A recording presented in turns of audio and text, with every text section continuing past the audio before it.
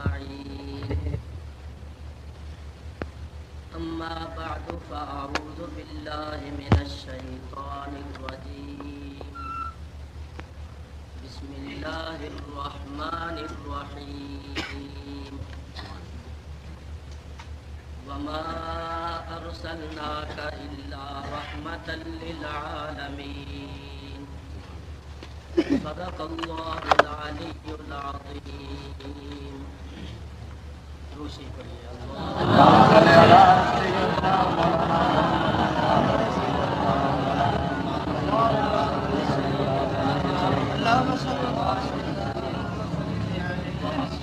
سيدنا ومولانا محمد وبارك وسلم. الصلاة والسلام عليك يا رسول الله. الصلاة والسلام عليك يا حبيب الله. الصلاة والسلام عليك يا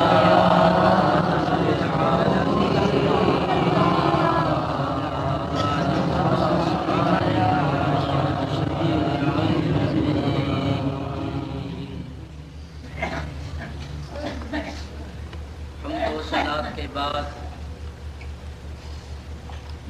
قبل اس کے کہ تلاوت کردہ آیہ کریمہ کا ترجمہ اور چند تفسیری فوائد آپ حضرات کے سامنے پیش کروں. آپ حضرات مخدوم و محترم فاضل جلیل حضرت علامہ مولانا صاحبزادہ فیض علی فیضی مدد اللہ العلی،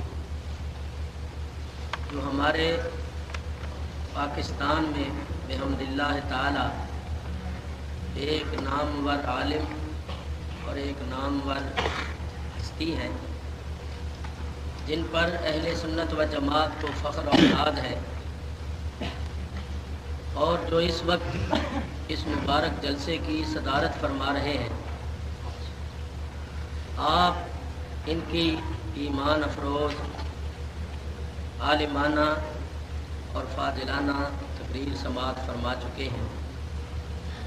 اللہ تبارک و تعالی نے آپ کو جو انداز بیان بخشا ہے، یہ اللہ تعالیٰ کا کرم ہے، حضور علیہ الصلاۃ والسلام کی رحمت ہے.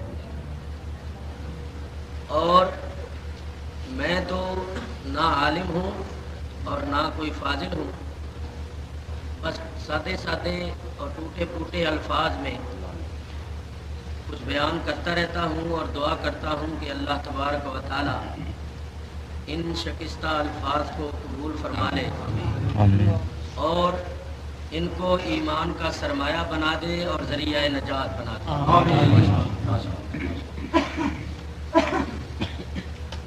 آپ کی اس مسجد کے امام اور خطیب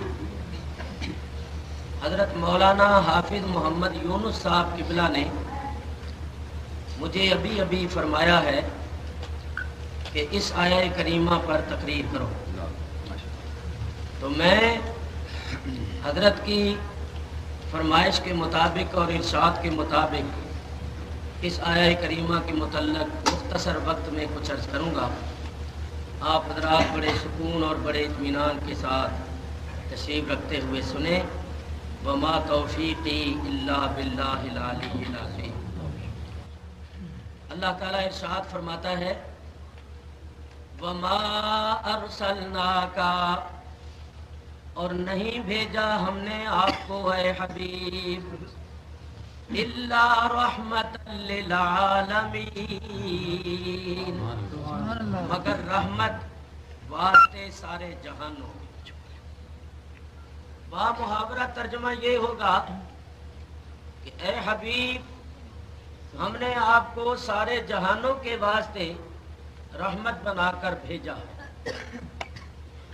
اس آیہ کریمہ میں العالمین اسی طرح اپنے عموم پر ہے جس طرح الحمدللہ رب العالمین میں العالمین اپنے عموم پر ہے. تو مطلب یہ ہوا کہ اللہ تبارک و تعالی رب العالمین ہے، سارے جہانوں کا رب ہے، اور نبی کریم علیہ الصلوۃ والسلام رحمت للعالمین ہے، سارے جہانوں کے واسطے رحمت ہے۔ اللہ تعالیٰ کی ربوبیت کا فیض ہر جگہ ہے، اور نبی کریم علیہ الصلوۃ والسلام کی رحمت کا فیض ہر جگہ ہے۔ جس طرح کوئی ذرہ اللہ تعالیٰ کی ربوبیت سے بے نیاز نہیں، اسی طرح کوئی ذرہ رحمت مصطفیٰ سے بے پرواہ نہیں۔ اللہ تعالیٰ رب العالمین ہے، نبی کریم علیہ الصلوۃ والسلام رحمت للعالمین ہے۔ حضور علیہ الصلوۃ والسلام کا رحمت للعالمین ہونا جہت رسالت سے ہے۔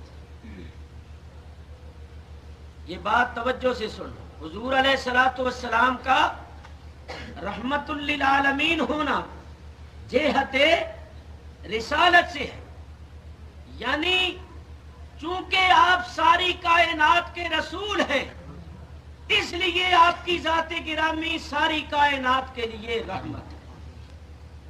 آپ سے پہلے جو انبیاء علیہم الصلوۃ والسلام تشریف لائے تھے وہ بھی رحمت تھی، مگر رحمت ہونا اور بات ہے، اور رحمت للعالمین ہونا اور بات ہے۔ یہ خصوصیت ہے جناب محمد الرسول اللہ صلی اللہ تعالی علیہ وآلہ آلہ وصحبہ وبارک وسلم۔ پہلے نبی ساری کائنات کے رسول بن کر تشریف نہیں لائے، بلکہ قرآن کریم پڑھنے سے معلوم ہوتا ہے کہ وہ خاص خاص قوموں، خاص خاص علاقوں اور خاص خاص خطوں کے رسول بن کر آئے تھے۔ قرآن کریم کی چند آیتیں سنیے۔ اللہ تعالیٰ ارشاد فرماتا ہے وَلَقَدْ أَرْسَلْنَا نُوحًا إِلَىٰ قَوْمِهِ، بے شک ہم نے نوح کو اس کی قوم کی طرف بھیجا۔ اِلَىٰ قَوْمِهِ نے یہ بتایا کہ نوح علیہ السلام ایک قوم کے رسول بن کر آئے تھے، اور وہ قوم بھی ان کی اپنی قوم تھی۔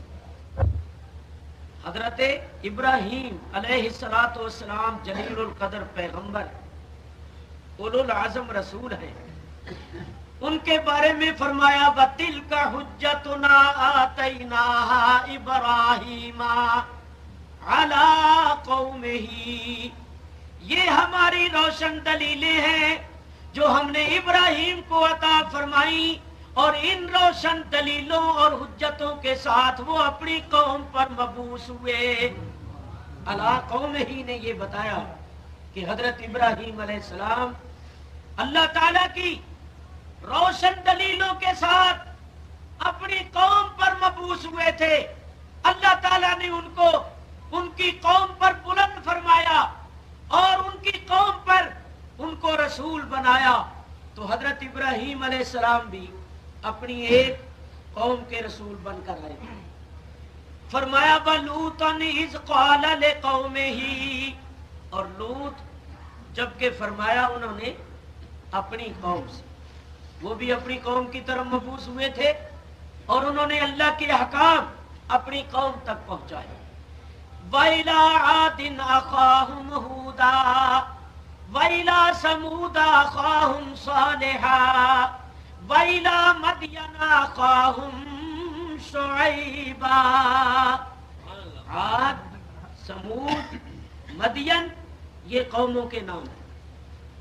اللہ تعالیٰ نے قوم عاد کی طرف حضرت ہود علیہ السلام کو بھیجا، قوم سمود کی طرف صالح علیہ السلام کو بھیجا، اور قوم مدین کی طرف شعیب علیہ السلام تشریف لائے۔ اللہ تعالیٰ ارشاد فرماتا ہے ثم ارسلنا من بعدهم موسى بآیاتنا الى فرعون وملئه، ان رسولوں کے بعد ہم نے موسیٰ کو روشن نشانیاں دے کر فرعون اور اس کے درباریوں کی طرف بھیجا۔ موسیٰ علیہ السلام بھی جلیل القدر پیغمبر ہے، اولو العزم رسول ہے، مگر کس کی طرف نبی بن کر تشریف لائے؟ الی فرعون و ملئہ، فرعون اور اس کے درباریوں کی طرف۔ حضرت عیسیٰ علیہ السلام یہ کہتے ہوئے تشریف لائے وَرَسُولًا إِلَىٰ بَنِي إِسْرَائِيلَ، میں بنی اسرائیل کا رسول بن کر آیا ہوں۔ بس ایک ہی آیت پڑھوں جس میں سارے رسولوں کا ذکر ہے۔ اللہ فرماتا ہے وَمَا أَرْسَلْنَا مِن رَّسُولٍ إِلَّا بِلِسَانِ قَوْمِهِ، ہم نے جو رسول جس قوم کی طرف بھی بھیجا اس قوم کی زبان کے ساتھ بھیجا۔ اس آیت نے بتایا کہ جو بھی نبی جو بھی رسول حضور سے پہلے آیا وہ اپنی قوم کی طرف مبعوث ہوا، اور جس قوم کی طرف وہ رسول بن کر آیا اسی قوم کی زبان دے کر اللہ تعالیٰ نے اس کو بھیجا۔ ان آیتوں سے آپ حضرات پر یہ واضح ہو گیا کہ حضور علیہ السلام سے پہلے جو انبیاء و مرسلین تشریف لائے تھے وہ خاص خاص قوموں اور خاص خاص علاقوں کی طرف تشریف لائے، اور جو نبی جس قوم یا جس علاقے کی طرف مبعوث ہوتا وہ اسی قوم اور اسی علاقے میں رہ کر اپنی رسالت کے فرائض انجام دیتے۔ اب دیکھیے کہ ہمارے نبی کریم علیہ السلام کس قوم اور کس علاقے کے رسول بن کر آئے۔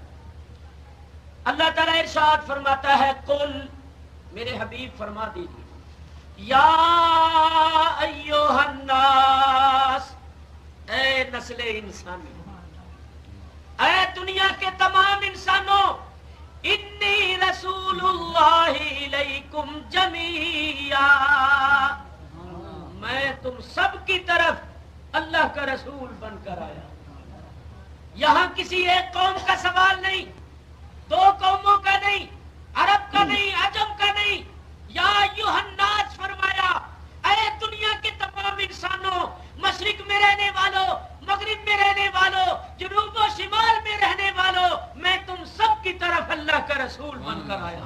نعرہ تکبیر، نعرہ رسالت۔ اگر آپ حضرات توجہ کریں تو ایک بات عرض کرتا ہوں جس سے ایک مسئلہ بھی حل ہوگا۔ اللہ تعالیٰ ارشاد فرماتا ہے قل، میرے حبیب فرما دیجیے، یا ایھا الناس، بولو حضور علیہ السلام کا یہ خطاب قیامت تک پیدا ہونے والے تمام انسانوں کے واسطے ہے یا نہیں ہے؟ اگر کوئی کہے نہیں ہے، صرف ان لوگوں کے واسطے یہ خطاب تھا جو اس وقت حضور کے مخاطب تھے، حضور کے پاس حاضر و موجود تھے، تو پھر اس آیت میں آگے آ رہا ہے فآمنوا باللہ ورسولہ، کہ اللہ اور اللہ کے رسول پر ایمان لاؤ، تو پھر یہ بھی کہنا پڑے گا کہ ایمان لانے کا حکم بھی انہی کو تھا۔ تو جب ایمان لانے کا حکم قیامت تک پیدا ہونے والے لوگوں کے واسطے ہے تو ماننا پڑے گا کہ یہ خطاب بھی قیامت تک پیدا ہونے والے لوگوں کے واسطے۔ تو دیکھیے قیامت تک پیدا ہونے والے لوگوں کو حضور نے یا کہہ کے پکارا، اور وہ بھی اللہ کے حکم سے۔ قل، اللہ فرماتا ہے کہ میرے حبیب کہہ دو یا ایھا الناس، تو بتاؤ قیامت تک پیدا ہونے والے لوگ حضور علیہ السلام کے پاس حاضر و موجود تھے؟ جو پیدا بھی نہیں ہوئے تھے وہ حاضر و موجود کیسے؟ تو حضور علیہ السلام نے ان لوگوں کو یا کہہ کے پکارا جو حاضر و موجود نہیں تھے۔ اور آج 14ویں صدی میں بعض مولوی یہ کہتے پھرتی ہیں کہ یا اسی کو کہنا چاہیے جو حاضر و ناظر ہو، اگر کسی غیر حاضر کو یا کہہ کے پکارو گے تو مشرک ہو جاؤ گے، ان کے فتوے سے تو رسول اللہ بھی نہ بچے۔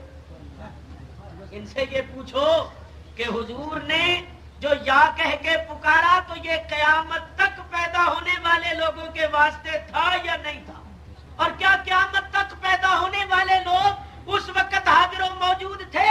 اگر کہیں حاضر و موجود تھے تو پھر حاضر و ناظر ہونا اللہ کی خصوصیت نہ رہی، پھر تو قیامت تک پیدا ہونے والے لوگ حاضر و ناظر ہو گئے۔ تو بھی یہ مشرک بنے، کیونکہ یہ کہتے ہیں کہ اللہ کے سوا کسی اور کو حاضر و ناظر مانو گے تو شرک۔ تو جب قیامت تک پیدا ہونے والے لوگوں کو حاضر و ناظر مان لیا تو پھر تو خدا کے کروڑوں شریک انہوں نے بنا دیے، تو بھی شرک۔ اور اگر کہیں حاضر و ناظر نہیں تھے تو پھر حضور نے جو حاضر و ناظر نہیں تھے ان کو یا کہہ کے پکارا ان کے فتوے سے، یہ بھی شرک۔ تو میرے دوستو، جن کے فتوے سے حبیب اللہ نہ بچ سکے، میں اور آپ کیسے بچ سکتے ہیں؟ معلوم ہوا کہ یا اس کو بھی کہنا جائز ہے جو حاضر و ناظر ہو، اور اس کو بھی کہنا جائز ہے جو حاضر و ناظر نہ ہو۔ یہ ان کی جو بات ہے، ان کی روح سے میں عرض کر رہا ہوں۔ آگے میں ایک بات عرض کروں گا، ذرا توجہ سے سن، ایک آیت اور سن لو، بات آ گئی ہے تو عرض کر دوں۔ جب حضرت ابراہیم خلیل اللہ علیہ الصلوۃ والسلام نے کعبے کو تعمیر کر لیا تو اللہ تعالیٰ نے ارشاد فرمایا وَأَذِّنْ فِي النَّاسِ بِالْحَجِّ، اے ابراہیم اب لوگوں میں حج کا اعلان کر دو۔ کعبہ تعمیر ہو گیا تو اب حج کا اعلان بھی کر دو۔ اس حکم الہی کی تعمیل کرتے ہوئے حضرت ابراہیم ایک پہاڑی پر چڑھے اور پہلے ایک طرف منہ کر کے پکارا، یا ایھا الناس کتب علیکم الحج، اے لوگوں تم پر حج کرنا فرض کر دیا گیا ہے، لہذا فاتو للحج، حج کے واسطے آؤ۔ چاروں طرف منہ کر کے آپ نے پکارا۔ بولو، حضرت ابراہیم علیہ السلام کا یہ پکارنا قیامت تک پیدا ہونے والے لوگوں کے واسطے تھا یا نہیں تھا؟ کیونکہ قیامت تک پیدا ہونے والے لوگ جو استطاعت رکھتے ہیں، ذات راہ رکھتے ہیں، ان پر حج فرض ہے۔ تو یہ خطاب بھی قیامت تک پیدا ہونے والے لوگوں کے واسطے ہے۔ تو دیکھیے حضرت ابراہیم علیہ السلام نے بھی قیامت تک پیدا ہونے والے لوگوں کو یا کہہ کے پکارا، تو کیا قیامت تک پیدا ہونے والے لوگ اس وقت ان کے پاس حاضر و موجود تھے؟ نہیں تھے۔ تو جو حاضر و موجود نہیں تھے ان کو خلیل نے یا کہہ کے پکارا، ان کے فتوے سے تو خلیل اللہ بھی نہ بچے، اور جن کے فتوے سے نہ خلیل اللہ بچے نہ حبیب اللہ بچے، میں اور آپ کیسے بچ سکتے ہیں؟ لیکن میں آپ کی خدمت میں عرض کروں، دیکھو دو صورتیں ہوتی ہیں۔ کبھی تو ایسا ہوتا ہے کہ جو پکارنے والا ہوتا ہے، جس کو کہتے ہیں منادی، پکارنے والے کو کیا کہتے ہیں؟ منادی۔ اور جس کو پکارا جاتا ہے اس کو کہتے ہیں منادا۔ کبھی ایسا ہوتا ہے کہ جس کو پکارا جاتا ہے وہ حاضر و موجود ہوتا ہے، اور کبھی ایسا ہوتا ہے کہ پکارنے والا حاضر و موجود ہوتا ہے۔ سمجھو، کبھی ایسا ہوتا ہے کہ منادی جو ہوتا ہے وہ جس کو پکارتا ہے اس کے پاس حاضر و موجود ہوتا ہے، اور کبھی ایسا ہوتا ہے کہ منادا جس کو پکارا جاتا ہے وہ حاضر و موجود ہوتا ہے۔ چنانچہ دیکھیے حضرت ابراہیم نے جب پکارا یا ایھا الناس کتب علیکم الحج، تو حضرت ابراہیم کی یہ آواز قیامت تک پیدا ہونے والے لوگوں تک پہنچی۔ جو روحیں عالم ارواح میں تھی انہوں نے وہاں سنا، یہ آواز ان تک وہاں پہنچی۔ جو باپوں کے اسلاب میں، ماؤں کے ارحام میں تھی انہوں نے وہاں سنا۔ قیامت تک پیدا ہونے والے ہر انسان کے پاس خلیل کی آواز پہنچی۔ جس نے لبیک کہا اس کی قسمت میں حج ہے، اور جس نے لبیک نہیں کہا اس کی قسمت میں حج نہیں ہے۔ بلکہ مفسرین لکھتے ہیں کہ جس نے جتنی مرتبہ لبیک کہا وہ اتنی مرتبہ حج عمرہ کرے گا۔ تو آواز تو سب کے پاس پہنچی، جس نے لبیک کہا وہ حج کرے گا، جس نے نہیں کہا وہ نہیں کرے گا۔ تو دیکھیے جن کو پکارا گیا تھا وہ تو حاضر و موجود نہیں تھے، مگر خلیل کی آواز سب کے پاس حاضر و موجود ہوئی۔ خلیل کی آواز سب کے پاس حاضر و موجود ہوئی۔ اور یہ آواز جو ہوتی ہے یہ آواز والے کی صفت ہوتی، آواز والے کی صفت ہوتی، کلام جو ہوتا ہے وہ متکلم کی صفت ہوتا ہے، اور جن کی صفتیں سب کے پاس پہنچ سکتی ہیں ان کی ذات نہیں پہنچ سکتی ہے۔ یاد رکھو، جس نے خلیل کی آواز پر لبیک کہا وہ حاجی ہو گیا، اور جس نے حبیب کی آواز پر لبیک کہا وہ مومن ہو گیا۔ نعرہ تکبیر، نعرہ رسالت۔ حضور علیہ الصلوۃ والسلام نے قیامت تک پیدا ہونے والے لوگوں کو یا کہہ کے پکارا، وہ لوگ تو حاضر و ناظر نہیں تھے مگر سرکار سب کے پاس حاضر و موجود تھے۔ کبھی پکارنے والا بھی حاضر ہوتا۔ میں کہتا ہوں حضور کی تو بڑی شان ہے، یہ جلوہ تو حضور کے غلاموں میں بھی پایا جاتا ہے۔ آپ نے بارہا سنا ہوا ہے کہ امیر المومنین حضرت عمر فاروق رضی اللہ تعالیٰ عنہ مسجد نبوی میں منبر رسول پر بیٹھے ہوئے جمعے کا خطبہ دے رہے تھے، تو خطبہ دیتے دیتے 3 مرتبہ فرمایا یا ساریۃ الجبل، یا ساریۃ فرمایا یا نہیں؟ اچھا، واقعہ آپ نے بارہا سنا ہوا۔ جس وقت آپ نے فرمایا، حاضرین سامعین نے اپنے چہرے اوپر اٹھائے کہ یہ خطبہ پڑھتے پڑھتے انہوں نے 3 مرتبہ یہ کیا فرمایا؟ حضرت نے پھر خطبہ شروع کر دیا۔ خطبہ ہو گیا، جماعت ہو گئی، جب فارغ ہوئے تو بڑے بڑے صحابہ نے کہا امیر المومنین یہ اپنی خطبہ پڑھتے پڑھتے 3 مرتبہ فرمایا یا ساریۃ الجبل، یہ کیا بات ہے؟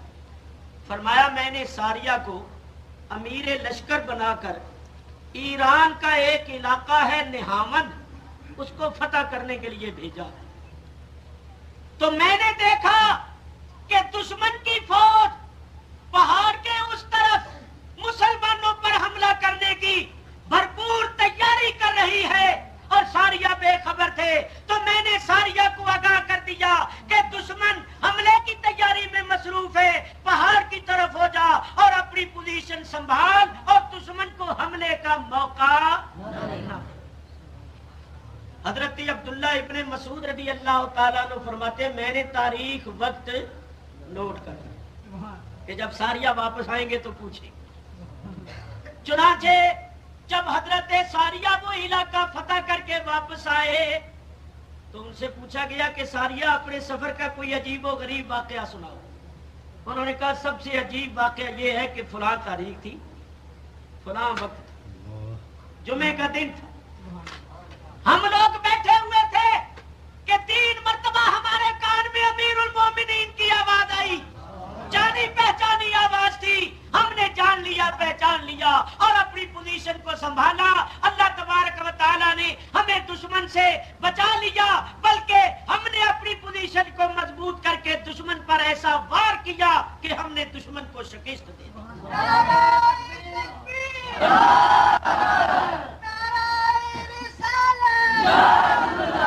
نعرہ فاروق اعظم، نعرہ فاروق اعظم، 4 یار۔ حضرت عمر فاروق رضی اللہ تعالیٰ عنہ نے، دیکھو ذرا غور کرو، حضرت ساریہ نے کہا لڑائی تو ہم نے کی، دشمن کو میدان میں شکست تو ہم نے دی ہے، لیکن فتح کا سہرا امیر المومنین کی پیشانی۔ اگر ہمیں آگاہ نہ کرتے، بر وقت متنبہ نہ کرتے، تو ہو سکتا تھا کہ دشمن حملہ کر کے ہمیں بہت زیادہ نقصان پہنچا دیتا۔ تو میرے بزرگوں دوستوں ذرا غور کرو، پہلی بات تو یہ ہے کہ ساریہ مدینے میں حاضر نہیں تھی، وہ کہاں ہے؟ ایران کے علاقہ نہامن۔ کتنا فاصلہ تھا؟ 1600 میل، 1600 میل کا فاصلہ۔ ساریہ تو 1600 میل کے فاصلے پر ہے، ساریہ مدینے میں حاضر و موجود نہیں، لیکن ماننا پڑے گا کہ فاروق اعظم روحانی طور پر وہاں موجود تھے۔ پکارنے والا منادی منادا کے پاس موجود ہے، مدینے میں جسمانی طور پر موجود ہے، وہاں روحانی طور پر موجود ہے۔ ایک مسئلہ تو وہ جو میں نے پہلے کہ کبھی تو ایسا ہوتا ہے کہ پکارنے والا جس کو پکارتا ہے وہ حاضر ہوتا ہے، اور کبھی ایسا ہوتا ہے کہ پکارنے والا پکارنے والے کے پاس حاضر و موجود ہوتا ہے۔ دوسری بات یہ دیکھو، حضرت عمر خطبہ پڑھ رہے تھے تو آگے مسجد نبوی کی دیوار تھی، اس دیوار کے آگے مدینے شریف کے کتنے مکانات تھے اور ان کی کتنی دیواریں ہوں گی۔ ان سب دیواروں کے ختم ہونے کے بعد مدینے شریف سے ایران کی طرف دیکھو تو پہاڑ ہی پہاڑ، پہاڑوں کا نہ ختم ہونے والا ایک سلسلہ ہے، سینکڑوں پہاڑ درمیان میں حائل ہے۔ اس کے بعد 1600 میل کے فاصلے پر جو پہاڑ تھا، جس پہاڑ کے اس طرف دشمن کی فوج حملے کی تیاری کر رہی تھی، فاروق اعظم اتنی دیواروں کے ہوتے ہوئے، اتنے پہاڑوں کے حائل ہوتے ہوئے 1600 میل کے فاصلے پر جو بڑا پہاڑ تھا اس کے حائل ہوتے ہوئے دشمن کی نقل و حرکت کو دیکھ رہے ہیں۔ جب نگاہ فاروقی کی یہ شان ہے تو نگاہ مصطفیٰ کی کیا شان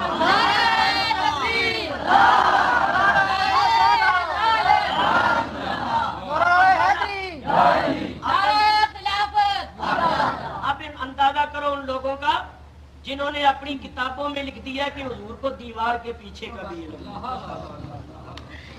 انہوں نے حضور کی شان کو نہیں سمجھا، انہوں نے اپنے اوپر قیاس کیا۔ یہ کہتے ہیں ہمیں دیوار کے اس طرف نظر نہیں آتا تو حضور کو بھی نظر نہیں آتا ہوگا، کیونکہ ان کو تعلیم ہی یہی دی جاتی ہے کہ حضور ہمارے ہی جیسے۔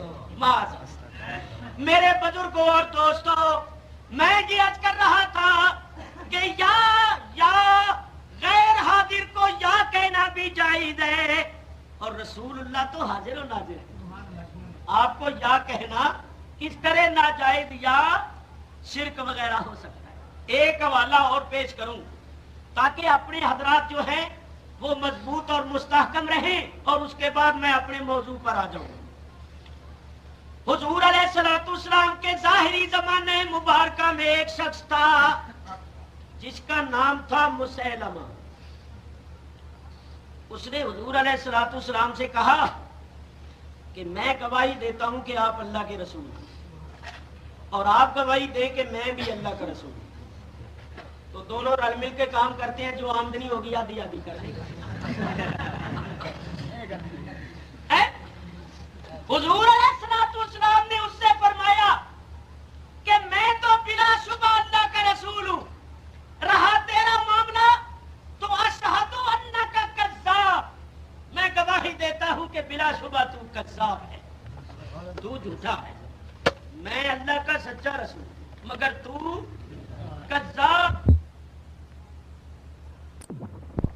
غصہ آیا اس نے تیاری شروع کر دی، انتقامی جذبے سے سرشار ہو کر مقابلے کی تیاری شروع کر دی۔ نبی کریم صلی اللہ تعالی علیہ وسلم کا وصال شریف ہو، حضرت ابوبکر صدیق خلیفہ بنے۔ اس مسیلمہ کذاب نے صاحب اتنا لشکر تیار کر لیا، آپ سن کر حیران ہوں گے کہ اس کی لشکر، اس کی فوج 1 لاکھ سے زیادہ ہو گئی، بہت زیادہ لشکر تیار کیا، اور اس کا ارادہ یہ تھا کہ مسلمانوں پر ایک ایسی کاری ضرب لگائی جائے کہ ان کو ختم کر دیا جائے، نہ یہ رہے نہ ان کے نبی کا معاذ اللہ دین رہے۔ بڑی سخت تیاری کی اس نے۔ سیدنا صدیق اکبر رضی اللہ تعالیٰ عنہ کو پتا چلا، آپ نے فرمایا قبل اس کے کہ وہ آگے بڑھے، جہاں وہ ہے وہاں پہنچ کر اس کا خاتمہ کرنا چاہیے۔ آپ نے حضرت خالد ابن ولید رضی اللہ تعالیٰ عنہ کو لشکر دے کر مسیلمہ کے مقابلے پر بھیجا۔ اب ذرا دھیان سے سننا، یہ مسیلمہ کہاں رہتا تھا؟ جس گاؤں میں یہ رہتا تھا اس کا نام تھا یمامہ، اور یہ بستی یمامہ جو ہے یہ ریاض کے پاس ہے۔ آج جو سعودی حکومت کا دارالسلطنت ہے ریاض، اس کے پاس یہ بستی ہے، اور مدینہ منورہ سے تقریباً 1000 میل کا فاصلہ ہوگا۔ تو حضرت خالد ابن ولید وہاں گئے، اسلامی لشکر کے ساتھ وہاں گئے اور اس کے ساتھ مقابلہ کیا. تو بات جو کرنی ہے وہ سنو. جب گھمسان کی لڑائی شروع ہوئی، تلوار چلنے لگی، جسم کٹنے لگے، گھمسان کی جنگ ہو رہی تھی، تو اس وقت مسلمانوں نے کیا نعرہ مارا. پہلے کتابوں کے حوالے سنو. 3 حوالے پیش کرتا ہوں جو بڑے معتبر مستند. علامہ حافظ ابن کثیر اپنی تاریخ البدایہ والنہایہ کے اندر اس کو نقل کرتے ہیں. علامہ ابن اسیر اپنی تاریخ جو مشہور تاریخ کی کتاب ہے الکامل اس کے اندر نقل کرتی. علامہ امام ابو جعفر ابن جریر جو صاحب تفسیر ابن جریر ہے وہ اپنی تاریخ طبری کے اندر اس کو نقل کرتے ہیں. یہ تینوں اہل سنت کے معتبر جلیل القدر امام محدث اور مورخ ہیں. ان تینوں نے یہ نقل کیا ہوا. لو اب لفظ سنو. لکھتے ہیں جب گھمسان کی لڑائی ہوئی ایک دم کتم کتا ہو گئے اور تلوار چلنے لگی تو پھر کیا ہوا؟ وَنَادَى بِشِعَارِ الْمُسْلِمِينَ. مسلمانوں نے پھر وہ نعرہ لگایا جو مسلمانوں کا شعار تھا. شعار کس کو کہتے ہیں؟ شعار وہ ہوتا ہے جو کسی قوم کی خاص نشانی اور علامت ہو جس سے وہ قوم کے پہچانی جائے. کہتے ہیں یہ فلاں قوم کا شعار. تو تینوں مورخ لکھتے ہیں کہ مسلمانوں نے ندا کی، نعرہ مارا وہ نعرہ جو مسلمانوں کا شعار تھا. اور وہ کیا تھا؟ وَكَانَ شِعَارُهُمْ يَا مُحَمَّدًا يَا رَسُولَ اللَّهِ. جب مسلمانوں نے گھمسان کی لڑائی میں یا رسول اللہ یا محمدہ کا نعرہ مارا، حضور نے مدد فرمائی اور شام ہونے سے پہلے پہلے مسلمانوں کو فتح ہو گئی.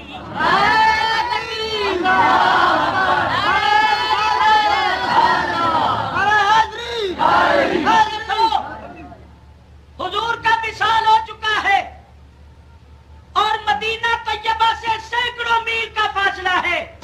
اور ماننا پڑے گا کہ اس جنگ میں جتنے لوگ گئے تھے ان میں 99% صحابہ تھے.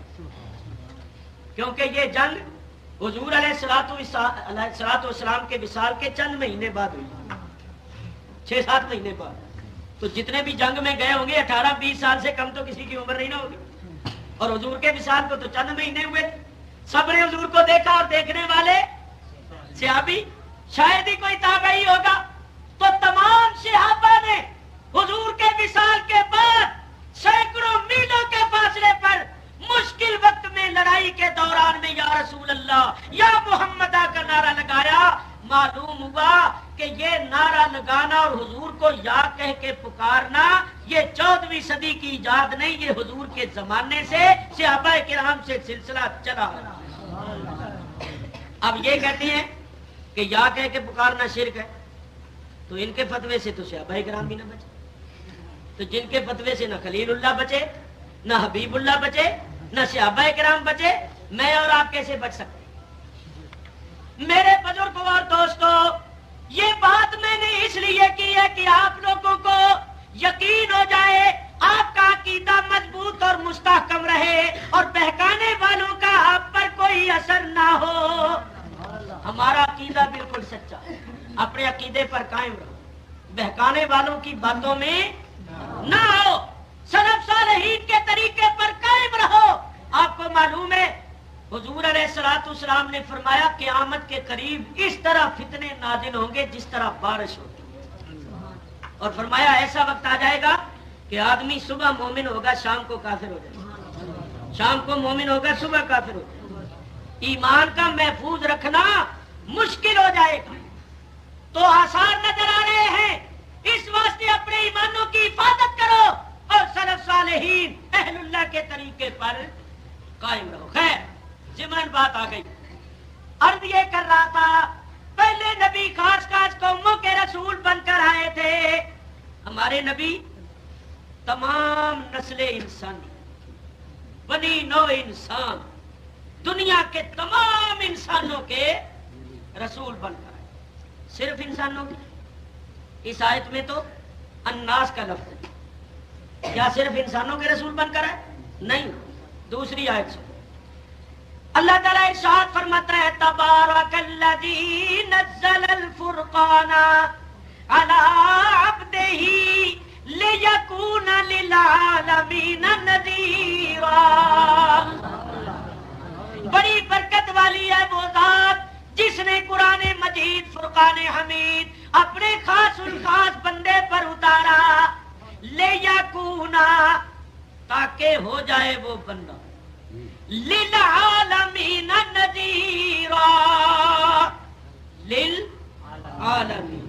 पहले था अन्नास, अब आया लिल आलमीन। अल्हम्दुलिल्लाह रब्बिल आलमीन, लिल आलमीन। तो अल्लाह ताला जिसका रब है मुस्तफा, उसके रसूल है, सारी कायनात के रसूल बनकर। नबी करीम ने खुद इरशाद फरमाया, सही मुस्लिम शरीफ की हदीस है, फरमाया उरसिल तो इलल खल्क़े काफ़ा, मैं अल्लाह की सारी मखलूक का रसूल बनकर आया। तो हमारे नबी किसी खास कौम के रसूल बनकर नहीं आए, बल्कि सारी कायनात के रसूल बनकर। नहीं, सुनो, खुदा की कसम मैं आपको बताऊं कि हुजूर रसूलों के भी रसूल हैं, नबियों के भी नबी। अल्लाह फरमाता है, वइज़ा अख़ज़ल्लाहु मीसाक़न नबिय्यीना लमा आतैतुकुम मिन किताबिन व हिकमतिन सुम्मा जाअकुम रसूलुम मुसद्दिकुल लिमा मअकुम लतुमिनुन्ना बिही व लतंसुरुन्ना। अल्लाह फरमाता है, याद करो जबकि अल्लाह ने सारे नबियों से पक्का अहद लिया। ये अहद अल्लाह ने कहा लिया था? आलम अरवाह। अल्लाह ने फरमाया है, नबियों मैंने तुम्हें किताब व हिकमत से दिया है, तुम सबके आखिर में एक बड़ी शान वाला रसूल आएगा, वो तस्दीक करेगा उसकी जो तुम्हारे साथ है। तो तुमने क्या करना है? अल्लाह ने सारे नबियों को हुक्म दिया, लतुमिनुन्ना बिही व लतंसुरुन्ना। ऐ नबियों तुम सब के सब जरूर उस रसूल पर ईमान लाना, और तुम सब के सब जरूर उस रसूल की मदद भी करना। क़ाला अक़ररतुम व अख़ज़्तुम अला ज़ालिकुम इसरी। अल्लाह ने फरमाया, क्या तुम इकरार करते हो और इस पर मेरा भारी जिम्मा उठाते हो कि ईमान भी लाओगे और मदद भी करोगे? क़ालू अक़ररना। सारे नबियों ने कहा, मौला हमने इकरार किया।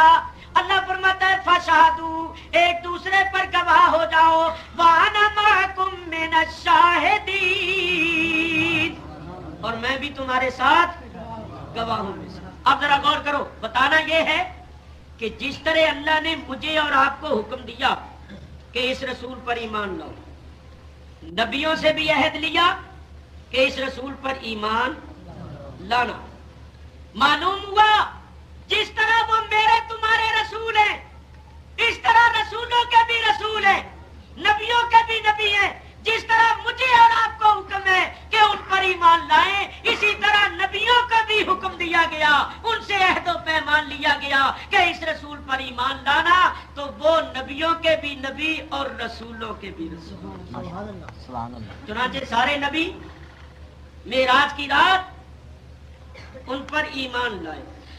अपने अपने जमाने में भी उन्होंने इकरार किया, ऐलान किया, ईमान लाए, मगर अल्लाह ताला ने इज्तिमाई तौर पर भी इसका मुजाहिरा करवाया कि मेराज की रात जब सरकार मस्जिद अक्सा में पहुंचे तो बोलो आदम अलैहिस्सलाम से लेकर ईसा अलैहिस्सलाम तक सारे नबी वहां मौजूद थे या नहीं?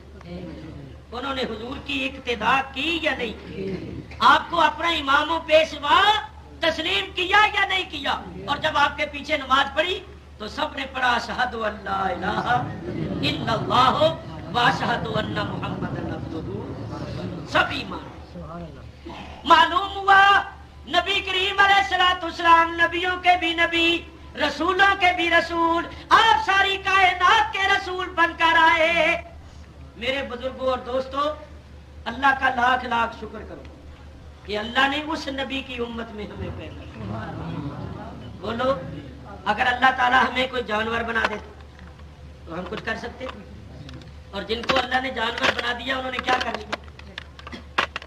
وہ بے نیاز، یفعل اللہ ما یشاء، جو چاہتا ہے کرتا ہے، کوئی اس کو پوچھنے والا، کوئی روکنے ٹوکنے والا،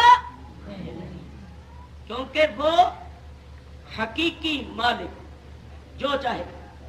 تو اس نے کتنا کرم کیا، ہمیں انسان بنایا۔ اور انسانوں میں جو کافر ہیں تو وہ شکل و صورت کے اعتبار سے انسان، مگر انہی کے بارے میں اللہ فرماتا ہے اولئک ھم شر البریہ، کہ یہ اللہ کی ساری مخلوق میں سے بدتر ہے۔ اولئک کالانعام بل ھم اضل، یہ تو حیوانوں جیسے ہیں بلکہ ان سے بھی بدتر۔ تو اگر کافر ہوتے، مشرک ہوتے، ہندو سکھ ہوتے تو شکل و صورت کے اعتبار سے تو انسان ہوتے، مگر حیوان سے بدتر ہوتے اور اللہ کی مخلوق میں سے سب سے بدتر ہوتے۔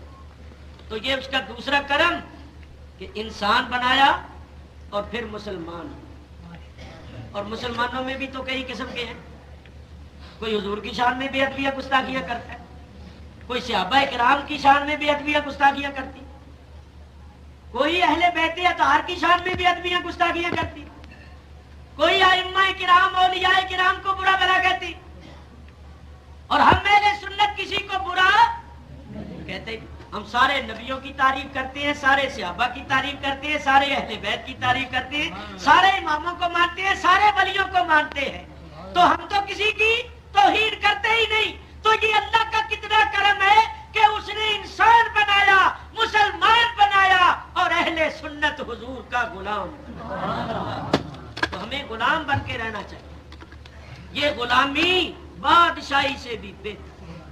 شکر کرو اللہ نے سید الانبیاء کا ہمیں امتی اور غلام بنایا۔ اعلیٰ حضرت امام اہل سنت مولانا شاہ احمد رضا فاضل بریلوی رحمت اللہ علیہ اسی واسطے جھوم جھوم کے یہ نعت شریف ارشاد فرماتی ہے کہ ہمارا نبی سارے نبیوں کا سردار، سارے نبیوں کا آقا، اور اللہ کا شکر ہے کہ اللہ نے ہمیں اس آقا کا غلام بنایا۔ تو میں وہ نعت شریف آپ حضرات کے سامنے پڑھتا ہوں، اس کے چند اشعار۔ آپ حضرات میرے ساتھ مل کر اس کا پہلا شعر پڑھ کر فرماتے ہیں، سب سے اولا اعلی ہمارا نبی، سب سے اولا اعلی ہمارا نبی، سب سے اعلی اعلی ہمارا نبی صلی اللہ علیہ وسلم، سب سے اعلی اعلی ہمارا نبی۔ شعر فرماتے ہیں، اپنے مولا کا پیارا ہمارا نبی، اپنے مولا کا پیارا ہمارا نبی، دونوں عالم کا دولا ہمارا نبی، دونوں عالم کا دولا ہمارا نبی، سب سے اعلیٰ ہمارا نبی، اور خلق سے اولیاء، اولیاء سے رسول، عام خلق سے اولیاء افضل اور اولیاء سے انبیاء و مرسلین افضل۔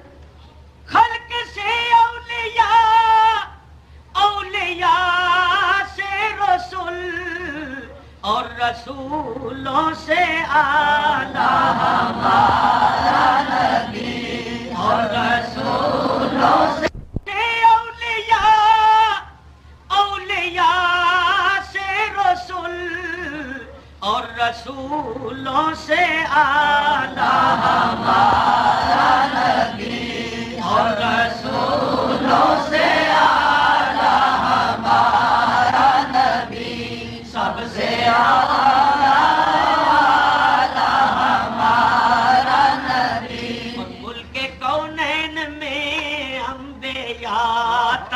ताजदार, दोनों जहान में नबी ताजदार। मुल्क कौनैन में अंबिया ताजदार और ताजदारों का आका हमारा नबी, ताजदारों का आका हमारा नबी, सबसे औला हमारा नबी। करनो बदली रसूलों की होती रही, एक नबी के बाद दूसरा, दूसरे के बाद तीसरा, तीसरे के बाद चौथा। जब दूसरा नबी आता लोग उसका कलमा पढ़ने लग जाते, जब तीसरा नबी आता उसका कलमा पढ़ने लग जाते। हुजूर का कलमा क़यामत तक रहेगा, करनो बदली रसूलों की होती रही, पर न बदले न बदला हमारा नबी, पर न बदले न बदला हमारा नबी। क्या खबर कितने तारे खिले छुप गए, पर न डूबे न डूबा हमारा नबी, पर न डूबे न डूबा हमारा नबी। तो शेर फरमाते जैसे सबका खुदा एक है वैसे ही, जैसे सबका खुदा एक है वैसे ही, इनका उनका तुम्हारा हमारा नबी, इनका उनका तुम्हारा हमारा नबी। यानी हुजूर सबके नबी हैं, तमाम के रसूल हैं, किसी खास कौम के रसूल नहीं, सारी मखलूकात के रसूल हैं, और खुदा की कसम खालिक के भी रसूल। खालिक फरमाता है मेरे रसूल, कद जाकुम रसूलुना, अल्लाह फरमाता है हमारे रसूल तुम्हारे पास है। हम कहते हैं, मखलूक कहती है हमारे रसूल है, और खालिक कहता है मेरे रसूल है। ये वो चांद है जिसकी तरफ मखलूक की नजरें नहीं, खालिक की नजरें भी।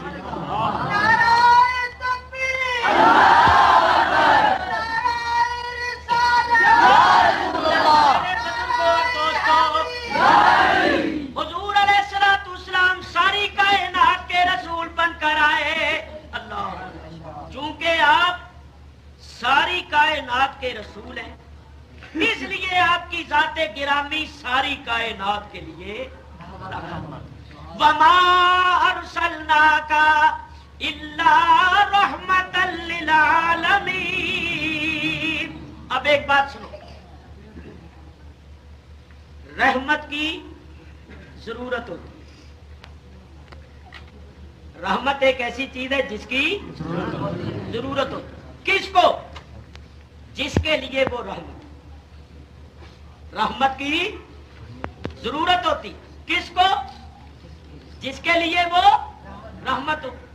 तो जब अल्लाह ताला ने नबी करीम को सारी कायनात के लिए रहमत बनाया, तो मालूम हुआ कि सारी कायनात को रहमत की जरूरत है। सारी कायनात को रहमत की जरूरत है। अल्लाह ताला ने नबी करीम की जात को पैदा फरमाकर सारी कायनात की जरूरत को पूरा फरमा दिया। लेकिन जो बात करनी है वो आगे आ रही है। नतीजा ये निकला कि सारी कायनात है जरूरतमंद, और हुजूर अलैहिस्सलाम में सारी कायनात की जरूरत। और ये कानून कुदरत और उसूल फितरत है कि जरूरत का वजूद जरूरतमंद से पहले होता है। जरूरत का वजूद जरूरतमंद से पहले होता है। और ये अल्लाह ने क्यों कानून बनाया? इसलिए कि अगर जरूरतमंद हो और उसकी जरूरत का वजूद ही ना हो तो उसकी जिंदगी कैसे गुजरेगी? जरूरतमंद तो हो मगर उसकी जरूरत का वजूद ही ना हो, उसकी जिंदगी कैसे गुजरेगी? देखो, हमें पैदा होकर मकान की जरूरत थी। मकान से मुराद ये हमारे बनाए हुए मकान न समझे, یعنی زمین، مکان کی ضرورت، زمان کی ضرورت، کیونکہ ہم بغیر زمان و مکان کے نہیں رہ سکتے. تو اللہ نے ہمیں بعد میں پیدا کیا، مکان و زمان کو ہم سے پہلے پیدا کیا. اگر ہمیں اللہ پیدا کر دیتا اور زمین کا وجود ہی نہ ہوتا، زمانے کا وجود ہی نہ ہوتا تو ہم کہاں رہتے اور ہوتے کا؟ اللہ نے ہمیں بعد میں پیدا کیا، ہماری ضرورت مکان و زمان کو پہلے پیدا کیا. انسان کو پیدا ہوتے ہی ہوا کی ضرورت، کیونکہ ہم جو سانس لیتے ہیں ہماری سانس کا ہوا کے ساتھ بڑا گہرا تعلق ہے. اگر ہوا کا وجود ہی نہ ہو ہم زندہ ہی نہیں رہ سکتے. تو ہم ہیں ضرورت مند اور ہوا ہے ہماری ضرورت. اگر اللہ ہمیں پیدا کر دیتا اور ہماری ضرورت ہوا کا اس دنیا میں وجود ہی نہ ہوتا تو ہم زندہ نہیں رہ سکتے تھے. اللہ نے ہمیں بعد میں پیدا کیا اور ہماری ضرورت ہوا کو ہم سے پہلے پیدا. بہت سی باتیں کی جا سکتی ہیں، صرف ایک بات کر کے دیکھو. بچہ پیدا ہوتا ہے، اس کو پیدا ہوتے ہی خوراک کی ضرورت، اور خوراک بھی ایسی کہ جس کو اس کا کمزور معدہ آسانی کے ساتھ ہضم کر سکے، اور ہو بھی بڑی مقوی کہ جو اس بچے کے لیے قوت اور نشو و نما کا سبب بنے. تو آپ حضرات اللہ تعالیٰ کی قدرت کے جلوے دیکھتی ہے کہ بچہ ماں کی گود میں بعد میں آتا ہے اور اللہ اس کی خوراک ماں کی چھاتیوں میں پہلے پیدا. آپ دیکھتے ہیں، میں کہتا ہوں دوسرا جانوروں کو دیکھ لو. آپ بکریاں گھر میں رکھتی ہیں، بھینسیں رکھتے ہیں، گائیں رکھتے ہیں. جب بکری کو یا بھینس کو بچہ پیدا ہونے والا ہوتا ہے اس کے تھن دودھ سے بھر جاتا ہے. حالانکہ پہلے وہی بکری ہے، وہی گائے بھینس ہے، مگر اس کے تھن دودھ سے نہیں بھرتے. جب بچے کے پیدائش کا وقت آتا ہے تو اللہ اس کے تھنوں کو دودھ سے بھر دیتا ہے. کیوں؟ کہ اللہ جانتا ہے کہ اس بچے کو پیدا ہوتے ہی اس خوراک کی ضرورت. تو دیکھیے ضرورت مند بعد میں آیا، اس کی ضرورت پہلے سے موجود. تو یہ قانون قدرت اور اصول فطرت ہے کہ ضرورت مند سے ضرورت کا وجود پہلے ہوا کرتا ہے. اور یہ میں آپ کو بتا چکا ہوں کہ حضور ہے ضرورت اور ساری کائنات ہے ضرورت مند، اور ضرورت مند سے ضرورت کا وجود پہلے ہوا کرتا ہے. اس لیے اللہ نے ساری کائنات سے پہلے ذات مصطفیٰ کو نعرہ تکبیر، نعرہ رسالت. اللہ نے فرمایا میرے حبیب تو ہے ضرورت اور یہ ساری کائنات ہے ضرورت مند، اور ضرورت کا وجود ضرورت مند سے پہلے ہوا کرتا ہے. اس لیے سب سے پہلے میں نے تیری ذات کو پیدا کیا. میرے بزرگوں، حضور علیہ الصلوۃ والسلام ساری کائنات کی ضرورت ہے، ساری کائنات محتاج ہے، اور حضور علیہ الصلوۃ والسلام ساری کائنات کے محتاج الیہ ہیں، ساری کائنات کی احتیاج اور ضرورت. اس کے ساتھ ساتھ ایک مسئلہ اور خود بخود حل ہو گیا. کیا؟ بولو. حضور سے پہلے زمین تھی، آسمان تھے، زمانہ تھا، مکان تھا، ماں باپ، خوراک، کوئی چیز نہیں تھی. حضور سے پہلے کیا تھا؟ اللہ. حضور سے پہلے اللہ، اور ساری کائنات سے پہلے حضور تھے. تو مسئلہ حل ہو گیا. کیا؟ کہ اگر حضور اس کائنات میں کسی چیز کے ضرورت مند ہوتے تو وہ چیز حضور سے پہلے ہوتی، کیونکہ ضرورت کا وجود ضرورت مند سے پہلے ہوا کرتا ہے. تو اگر حضور کسی چیز کے ضرورت مند ہوتے تو وہ چیز، وہ ضرورت حضور سے پہلے ہوتی، اور حضور سے پہلے کچھ نہیں تھا، صرف اللہ تھا. تو نتیجہ سامنے آ گیا کہ حضور اس کائنات میں صرف خدا کے محتاج ہیں، باقی ساری کائنات حضور کی محتاج. نعرہ تکبیر، نعرہ رسالت. حضور سے پہلے خدا تھا اور کائنات سے پہلے مصطفیٰ تھے. حضور خدا کے محتاج، ساری اچھا اب آپ حضرات یہ خیال کریں گے کہ صاحب اگر حضور کسی چیز کے ضرورت مند نہیں تھے، اگر مکان کے محتاج نہیں تھے تو مکان میں رہے کیوں؟ زمان کے محتاج نہیں تھے تو زمان میں رہے کیوں؟ کھانے پینے کے محتاج نہیں تھے تو کھایا پیا کیوں؟ بیوی بچوں کے محتاج نہیں تھے تو بیوی بچے کیے کیوں؟ وہ سب کچھ حضور نے کیوں کیا جو آپ نے کیا؟ اگر آپ محتاج نہیں تھے تو اس کے متعلق میں عرض کروں، میرے بزرگوں اور دوستوں، میرا تمہارا آقا زمان مکان میں رہا، میرے تمہارے آقا نے کھایا پیا بھی، بیوی بچے بھی کیے، جو کچھ بھی کیا خدا کی قسم محتاج ہو کے نہیں کیا، میری تمہاری تعلیم کے لیے کیا۔ محتاج ہو کے نہیں کی، ضرورت مند ہو کے نہیں کیا، بلکہ میری تمہاری تعلیم کے لیے کھایا پیا، اس لیے کہ ہمیں کھانے پینے کے آداب سکھانے، بیوی بچے اس لیے کہ رکھے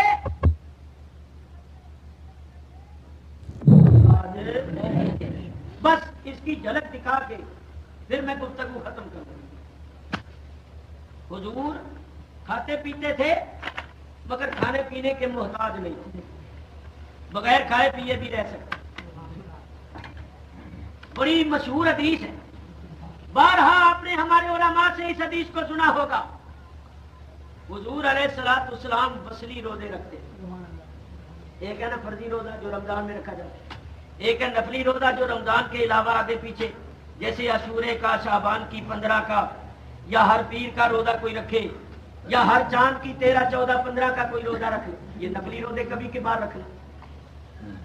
حضور علیہ الصلوۃ والسلام وصلی روزے رکھتے تھے۔ صحیح بخاری، صحیح مسلم، سیاہ ستہ کی کتابوں کو اٹھا کر دیکھ لو، صحیح حدیث پاک حضور وصلی روزے رکھتے۔ وصلی روزہ کیا ہے؟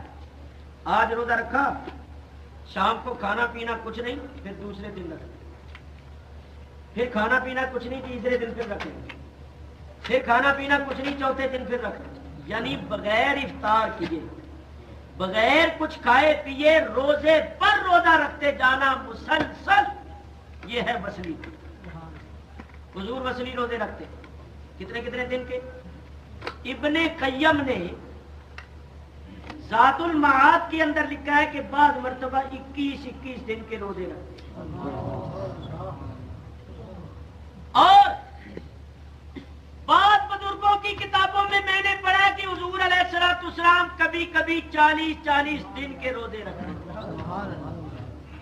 40 روز تک اس حالت سے نیچے کسی چیز نے نہیں اترنا، نہ کوئی اور چیز، نہ کوئی قطرہ پانی، وصلی روزے رکھتے تھے۔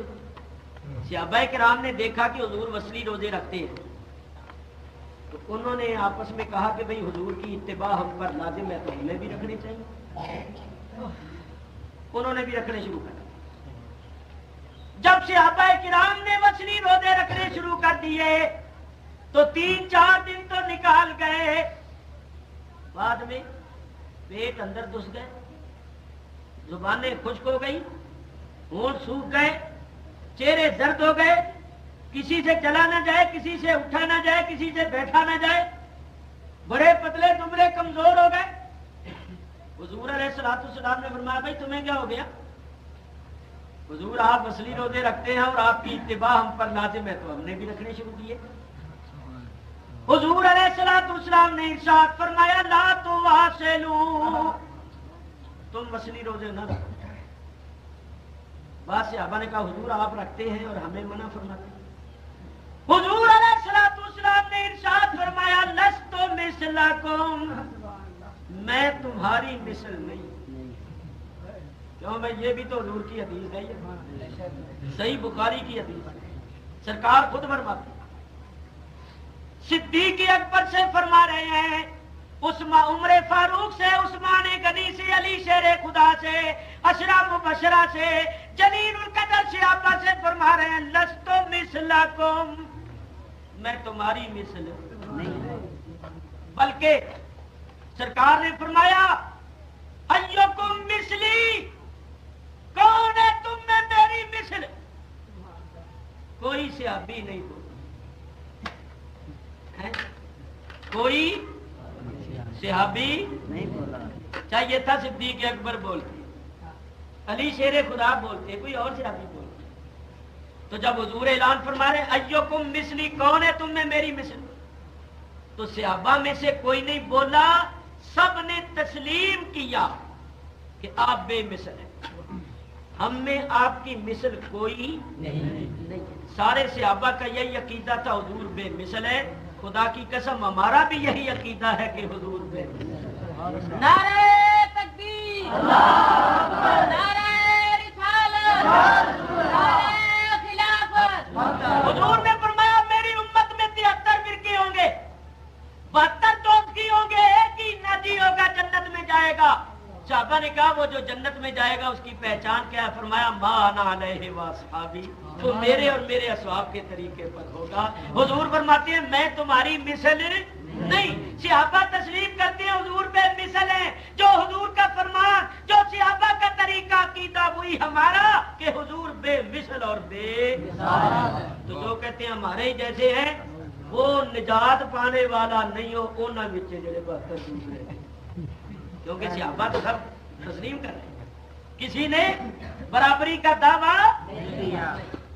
حضور فرماتے ہیں ایوکم مثلی, کون ہے تم میں میری, کوئی نہیں. ابھی تو عند ربی هو یطعمنی و یسقینی. فرمایا تم میری برابری کرتے ہو, میں تو رات اپنے رب کے پاس رہتا ہوں, میرا رب مجھے کھلاتا اور پلاتا. تو یہ بھی بات قابل غور ہے. مدینے والوں سے پوچھو حضور رات کہاں رہتے تھے, وہ کہتے ہیں مدینے میں. ازواج المطہرات امہات المومنین سے پوچھو کہ سرکار رات کہاں رہتے تھے, وہ کہتی ہیں ہمارے پاس رہتے. اور حضور فرماتے ہیں میں تو رب کے پاس رہتا. حضور کیا فرماتے ہیں میں تو رب کے پاس رات گزارتا ہوں. تو یہ مسئلہ کیسے حل ہوگا؟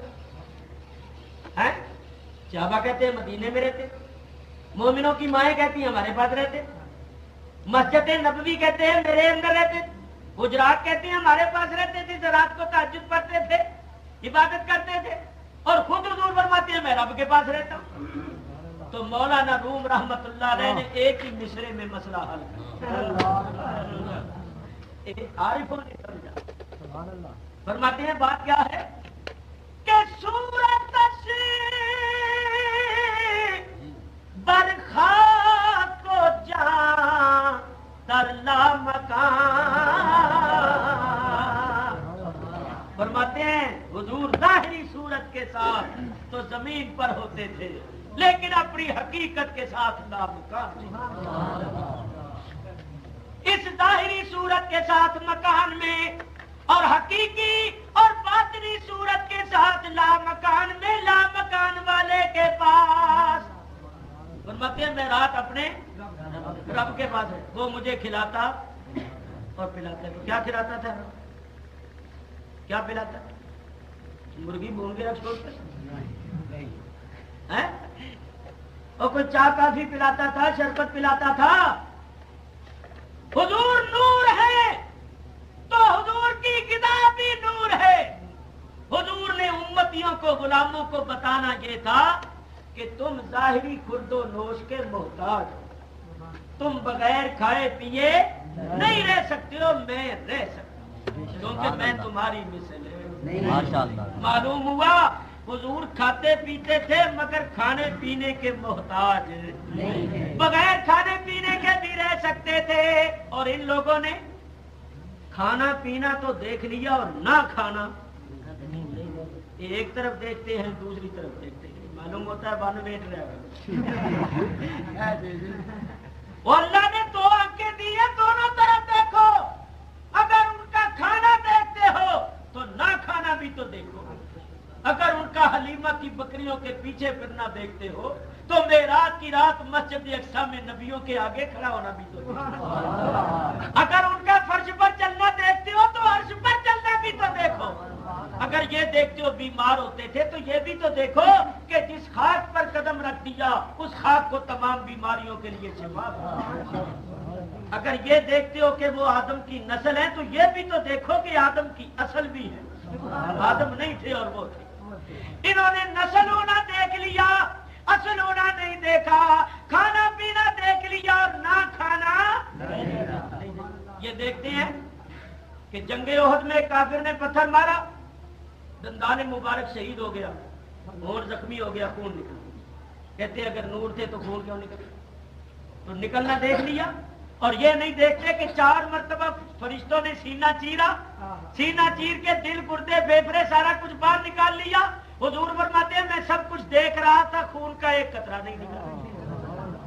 تو انہوں نے نکلنا دیکھ لیا اور نہ نکلنا نہیں دیکھا، اور رب دونوں جلوے دکھاتا ہے کہ اگر خون کا نکلنا ان کی پاک بشریت کی دلیل ہے تو شق صدر کے وقت نہ نکلنا ان کے نور ہونے کی دلیل ہے۔ اور یہ ایک طرف دیکھتے ہیں دوسری طرف دیکھتے ہیں۔ میرے بزرگوں اور دوستوں، میں یاد کر رہا تھا حضور کھاتے پیتے تھے مگر کھانے پینے کے محتاج نہیں تھے۔ اب بعض لوگ کہتے ہیں لو جی دیکھو یہ کیسی بات ہے، میں کہتا ہوں ان لوگوں کو سمجھ نہیں آتی۔ بولو فرشتے کھاتے پیتے تو کیا آپ وہ خدا بن گئے یا خدا کے شریک بن گئے؟ میاں جو نورانی اور روحانی چیزیں ہوتی ہیں ان کو اس ظاہری خورد و نوش کی حاجت نہیں، اور یہ فرشتے تو خود حضور کے نور سے بنے ہیں۔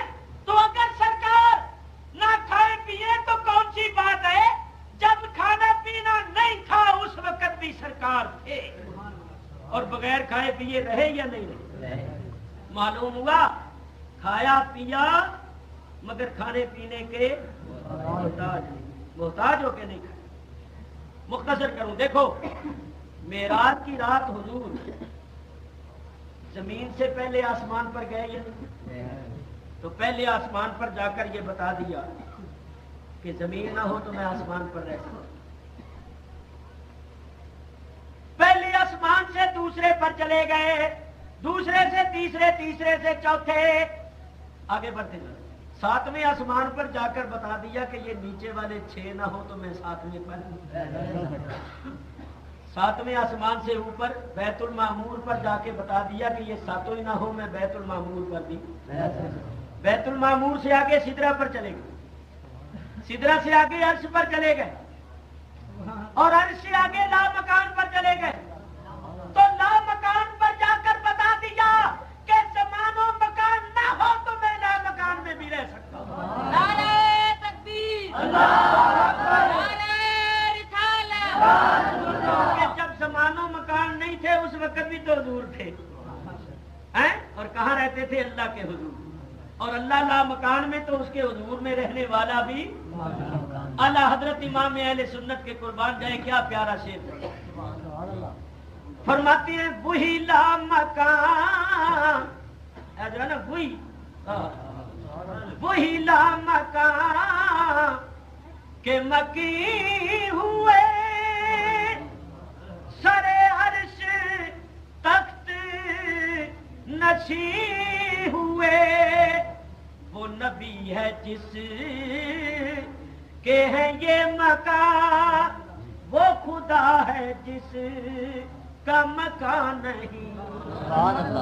ان مکینوں کے، ان مکانوں کے مکان بھی، ان مکانوں کے مکین بھی حضور، اور لا مکان کے مکین بھی حضور۔ تو حضور نے لا مکان پر جا کر یہ بتا دیا کہ میں زمان و مکان کا محتاج نہیں۔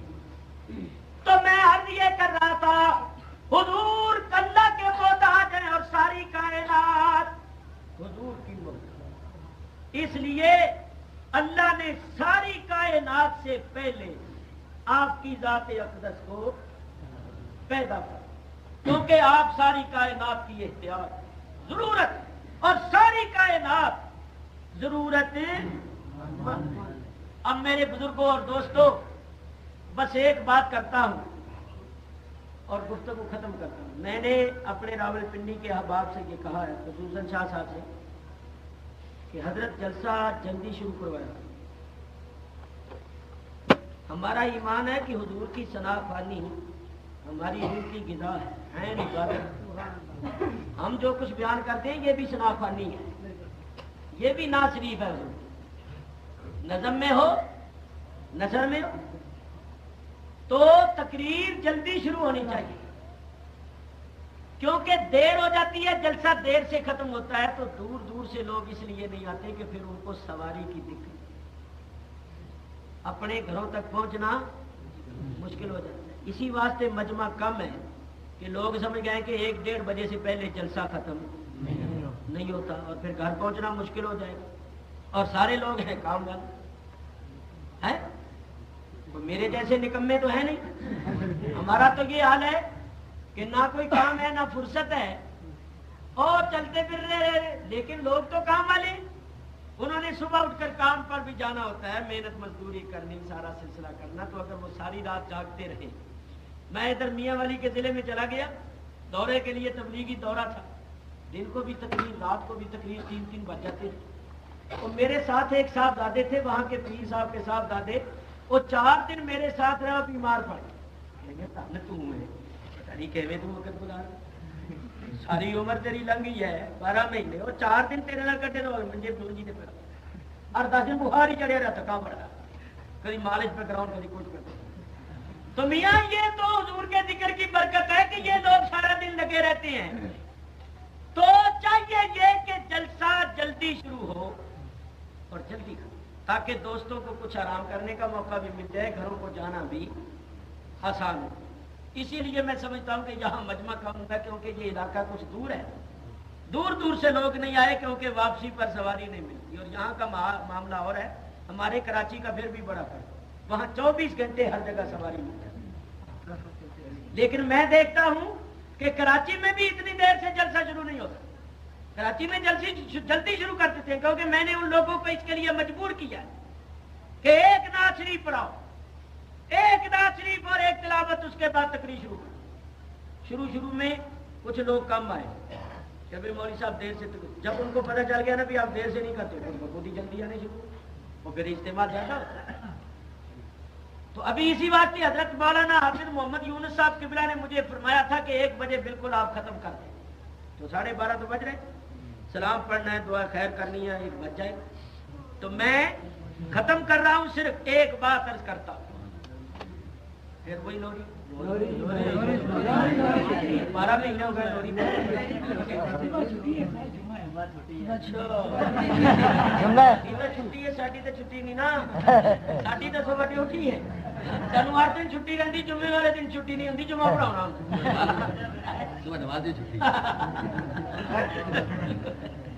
نماز کی تو چھٹی نہیں, نماز تو پڑھنی ہے نا. تو میں نے جو آیت پڑھی تھی وَمَا أَرْسَلْنَاكَ إِلَّا رَحْمَةً لِلْعَالَمِينَ, ابھی اس پر تو میں پہنچا ہی نہیں. بتانا یہ تھا کہ حضور ساری کائنات کے لیے کس طرح رحمت, تو وہ تو ابھی شروع ہی ہوا, اس کی ابھی بنیاد ہی رکھی تھی کہ اس لحاظ سے رحمت ہے کہ آپ ساری کائنات کے رسول, کیونکہ آپ کی ذات گرامی ساری کائنات کے لیے آپ رسول ہیں, اسی لیے آپ کی ذات ساری کائنات کے لیے رحمت ہے. وَمَا أَرْسَلْنَاكَ إِلَّا رَحْمَةً لِلْعَالَمِينَ. ابھی تقریریں جاری ہیں, کل جمعے میں بھی تقریر ہوگی, کل رات کو بھی انشاءاللہ ہوگی. اس کے بعد پھر میں واپس جا رہا ہوں, پھر اللہ کو منظور ہوگا, پھر آ جائیں گے, ہوتی رہتی ہیں, آپ سنتے رہتے ہیں. اور آج کل تو تماشا بن گیا یہ جو ٹیپ ریکارڈر مشینیں ہیں نا, یہ آپ ہمیشہ ہی سنتے رہتے ہیں. مولوی صاحب کراچی بیٹھے اور راول پنڈی بول حضرت صاحب راول پنڈی بیٹھے ہیں, ان کی تقریریں مدینہ شریف سنی جا رہی ہیں, وہاں بھی لوگ سنتے رہتے. لوری دیکھو نا, روز پڑی ہے آپ نے, بھری نہیں ہے. اچھا یہ جتنی, اچھا قسم کھا کے بتاؤ جتنی مشینیں پڑی ہیں کسی نے بھی نہیں بھری؟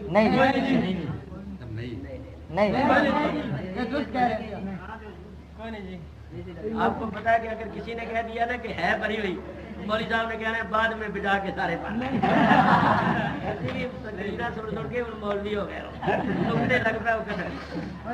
اچھی بات. لو پھر میں آپ لوری سنا دیتا ہوں, لوری سن لو, 2-4 اشعار, اس کے بعد سلام پڑھیں گے اور پھر دعائیں کریں گے. درود شریف پڑھ لو.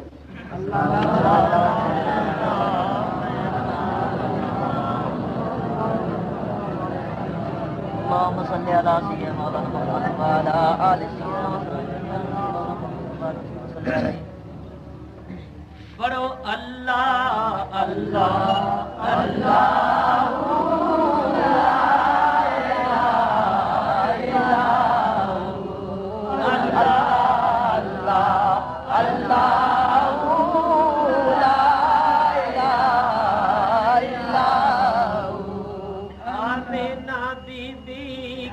گلشن میں آئی ہے تازہ بہار، آمنہ بی بی کے گلشن میں آئی ہے تازہ بہار، پڑھتے ہیں صلی اللہ وسلم، پڑھتے ہیں صلی اللہ وسلم، آج درو دیوار نبی جی، اللہ اللہ اللہ لا الہ الا اللہ، اللہ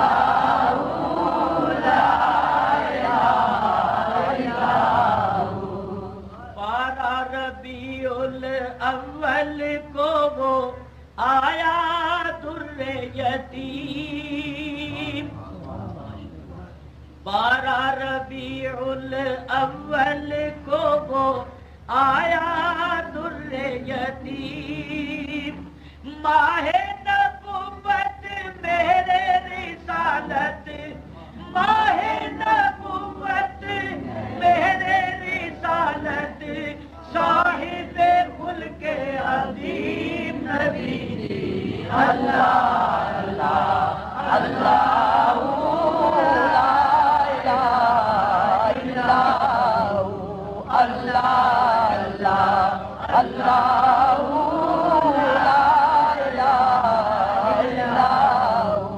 کون آیا؟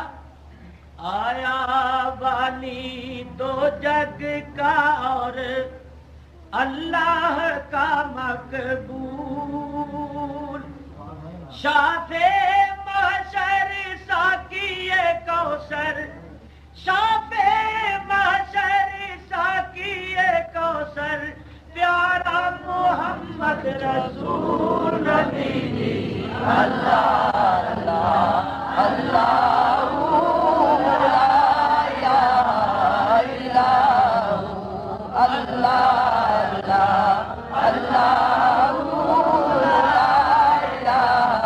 اللہ، یاسین و طٰہٰ کملی والا قرآن کی تفسیر، یاسین و طٰہٰ کملی والا قرآن کی تفسیر، حاضر و ناظر شاہد و قاسم، حاضر و ناظر شاہد و قاسم، آیا سراج منیر نبی جی، اللہ اللہ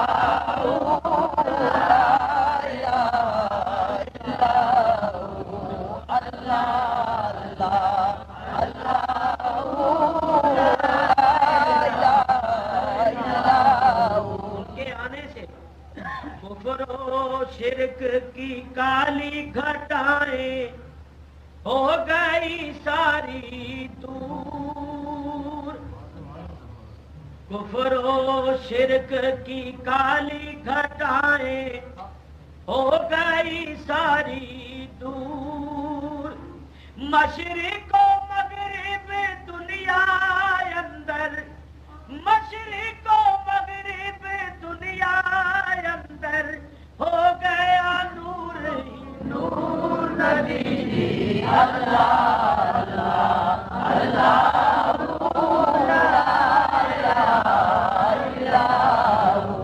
الا اللہ،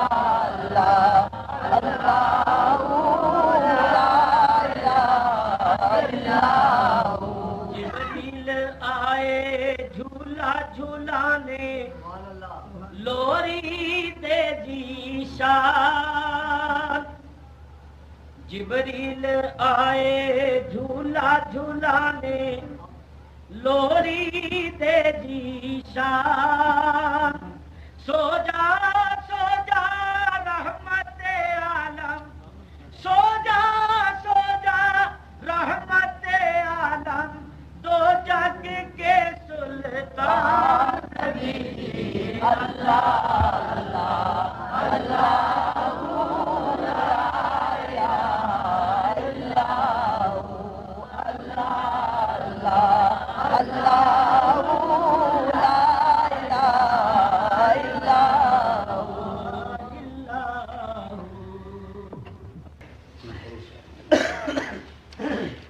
نظر آتے ہیں ہر ذرے میں نظارے محمد کے صلی اللہ علیہ وسلم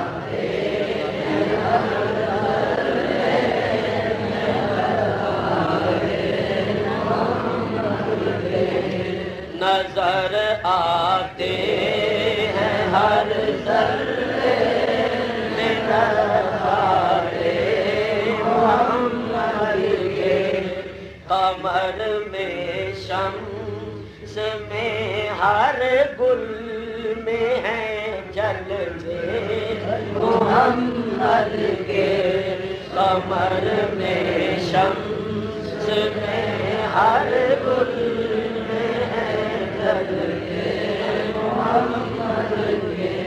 گناہگارو ہمارا ہے تعلق دو کریموں سے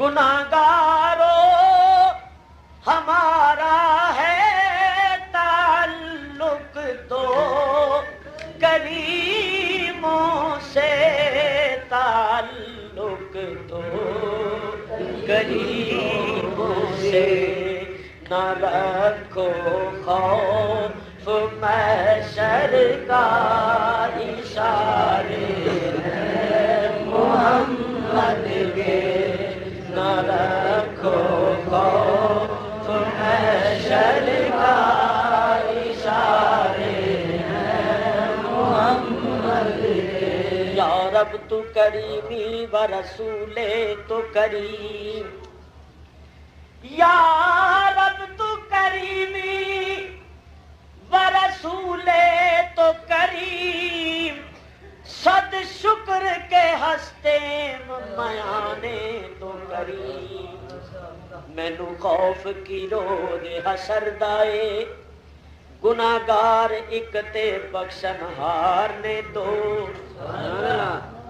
ایک غفور الرحیم ایک رؤوف الرحیم مجرم ایک تے مددگار نے دو ایک دین والا ایک دلوان والا منگتا ایک تے سخی دربار نے دو میری کشتی نو موج دا غم کیے میری کشتی دیکھیں ونہار نے دو تو پھر کیوں نہ کہیں گناہگارو ہمارا ہے تعلق دو کریموں سے تعلق دو کریموں سے نہ رکھو خوف محشر کا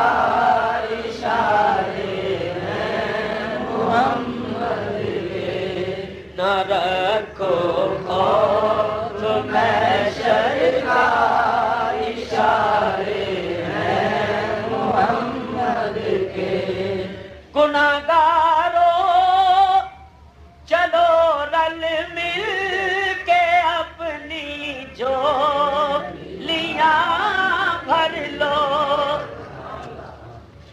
گناہگارو چلو رل مل کے اپنی جھولیاں بھر لو چلو چل جھولیاں بھر لو نچھاور ہو رہی ہیں رحمتیں صدقے محمد کے نچھاور ہو رہی ہیں رحمتیں صدقے محمد کے بندہ مٹ جائے نہ آقا پہ وہ بندہ کیا ہے اور بے خبر ہو جو غلاموں سے وہ آقا کیا ہے مجھ کو پکڑے جو قیامت میں فرشتے تو کہیں تو نے دنیا میں عمل نیک کیا کیا کیا ہے میں یہ رو رو کے پکاروں میرے آقا آنا ورنہ اس درد بھرے دل کا ٹھکانہ کیا ہے؟ میں سیاہکار جو چلاؤں تو غوغا سن کر لوگ آ جائیں کہ دیکھیں یہ تماشا کیا ہے؟ جم گھٹا دیکھ کے مخلوق کا آ جائیں حضور اور فرشتوں سے یہ فرمائیں کہ جھگڑا کیا ہے؟ یوں کریں عرض فرشتے یا نبی اللہ گناہگار ہے یہ، ہم اسے کہتے ہیں بتا اب تیرا منشا کیا ہے؟ تو گناہگار کیا کہے؟ میں جو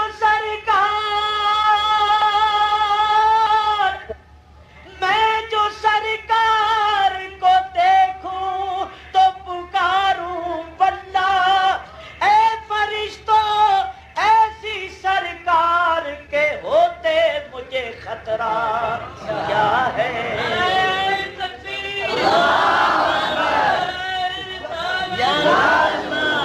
سرکار کو دیکھوں میں جو سرکار کو دیکھوں تو پکاروں واللہ اے فرشتوں ایسی سرکار کے ہوتے مجھے خطرہ کیا ہے؟ کیونکہ رسالت اور امامت ان کے گھر کی ہے، سعادت اور سخاوت ان کے گھر کی ہے، شرافت ان کے گھر کی ہے، سعادت ان کے گھر کی ہے، شہادت ان کے گھر کی ہے، شجاعت ان کے گھر کی ہے، عدالت ان کے گھر کی ہے، شفاعت ان کے گھر کی ہے، اور گناہگاروں کو بخشوا لینا یہ عادت ان کے گھر کی ہے۔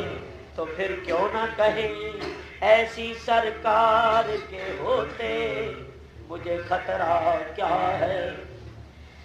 میں جو سرکار کو دیکھوں تو پکاروں واللہ اے فرشتوں ایسی سرکار کے ہوتے مجھے خطرہ کیا ہے؟